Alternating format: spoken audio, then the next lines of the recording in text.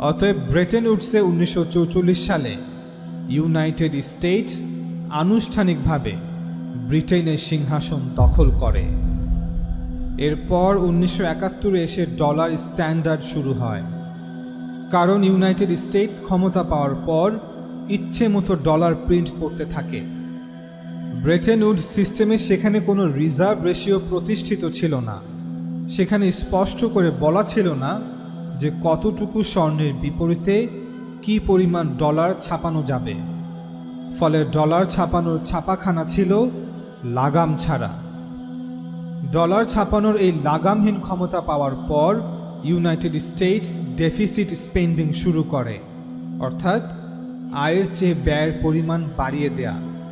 এই ব্যয়ের প্রধান খাত ছিল যুদ্ধের মাধ্যমে নিজেদেরকে বিশ্বের একমাত্র মোড়ল রাষ্ট্রে পরিণত করা, যেমন কোরিয়া যুদ্ধ, ভিয়েতনাম যুদ্ধ সহ অন্যান্য যুদ্ধ।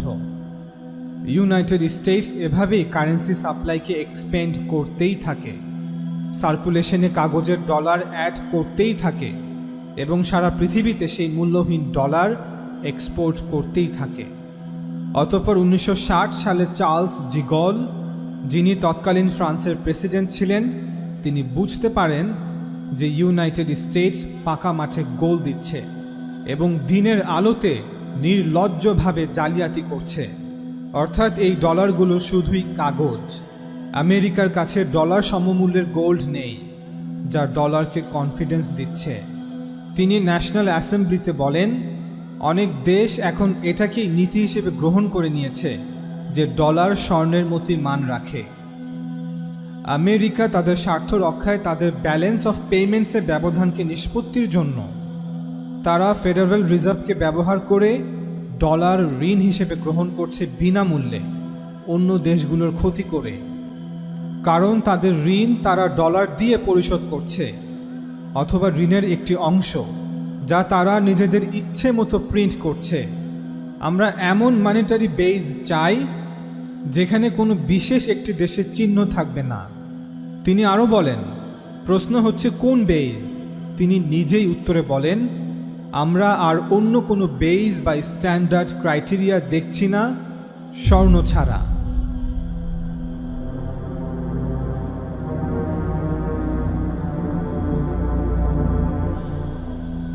Le fait que beaucoup d'États acceptent par principe des dollars au même titre que de l'or pour les règlements des différences qui existent à leur profit dans la balance des paiements américaine, ce fait entraîne les Américains à s'endetter et à s'endetter gratuitement vis-à-vis de l'étranger, car ce qu'ils lui doivent, ils le lui payent,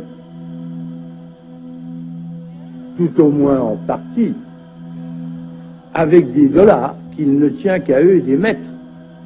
Étant donné les conséquences que pourrait avoir une crise qui surviendrait dans un pareil domaine, nous pensons qu'il faut prendre à temps les moyens de l'éviter. Nous estimons nécessaire que les échanges internationaux soient établis, comme c'était le cas avant les grands malheurs du monde, sur une base monétaire indiscutable et qui ne porte la marque d'aucun pays en particulier. Quelle base? En vérité, on ne voit pas qu'il puisse y avoir réellement de critères, d'étalons autres que l'or. এরপর France আমেরিকাকে dollar ফেরত দিয়ে গোল্ডের জন্য দাবি করে।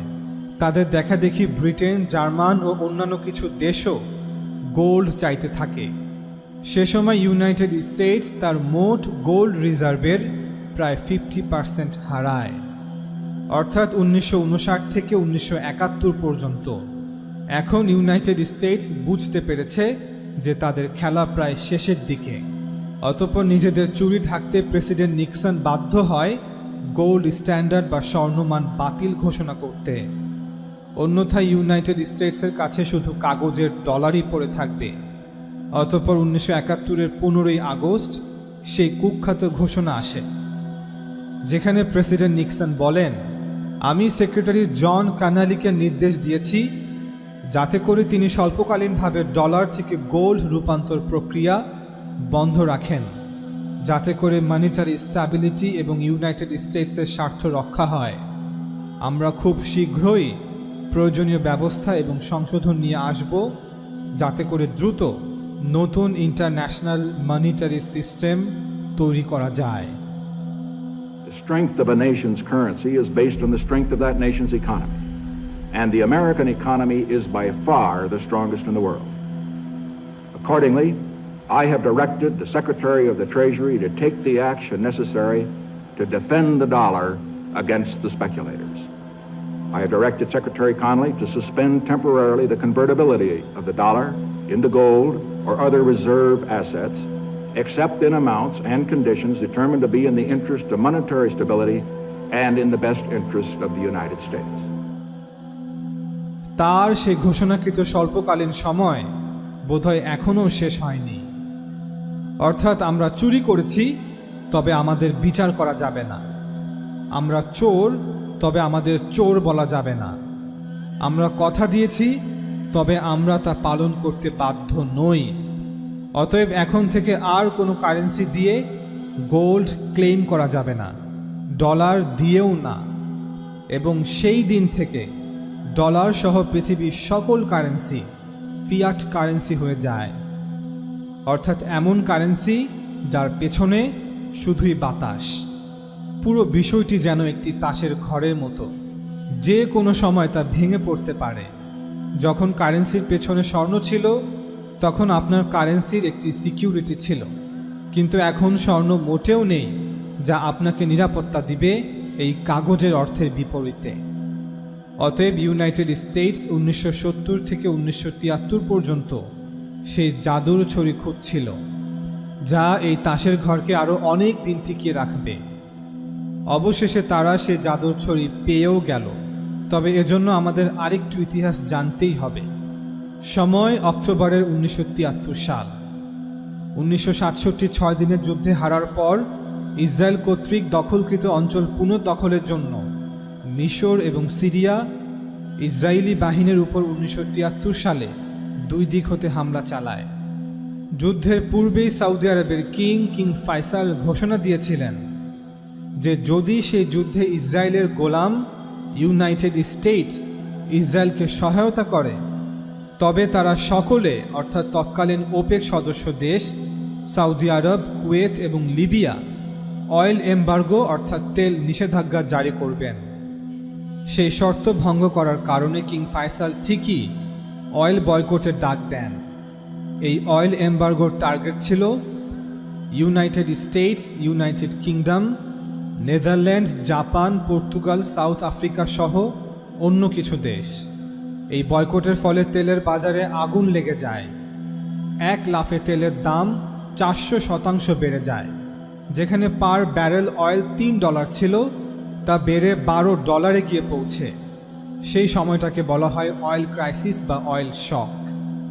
আপনার কি মনে হয় আমেরিকা জানতো না যে এমনটা হবে? ঠিকই জানতো। ওই যে বললাম, জাদুর ছড়ির খোঁজ করছে তারা।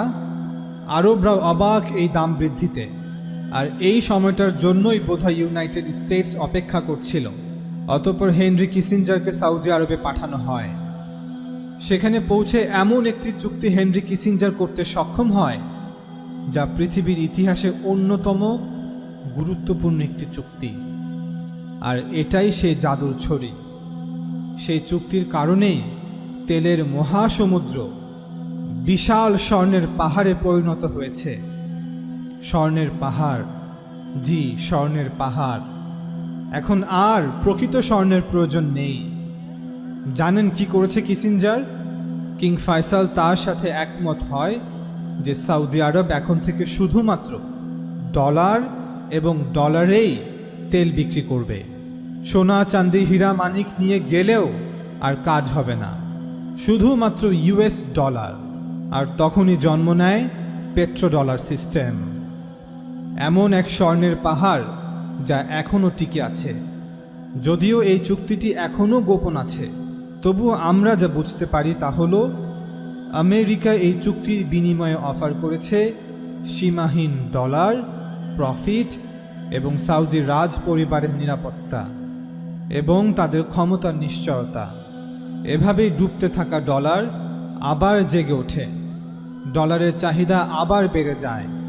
যেহেতু সবার তেল প্রয়োজন, তাই এখন ডলারও প্রয়োজন। এক পর্যায়ে ওপেকের সদস্য দেশগুলো একে একে ডলারেই তেল বিক্রির সিদ্ধান্ত নেয়। পরবর্তীতে পেট্রোডলার নামে এক ভয়ঙ্কর জন্তু জন্ম নেয়, যার কারণে শুধু কাগজের ডলার আজ এত মূল্যবান। ইউনাইটেড স্টেটস আবার ছাপাখানাতে ব্যস্ত হয়ে পড়ে সবার ডলারের চাহিদা পূরণ করতে।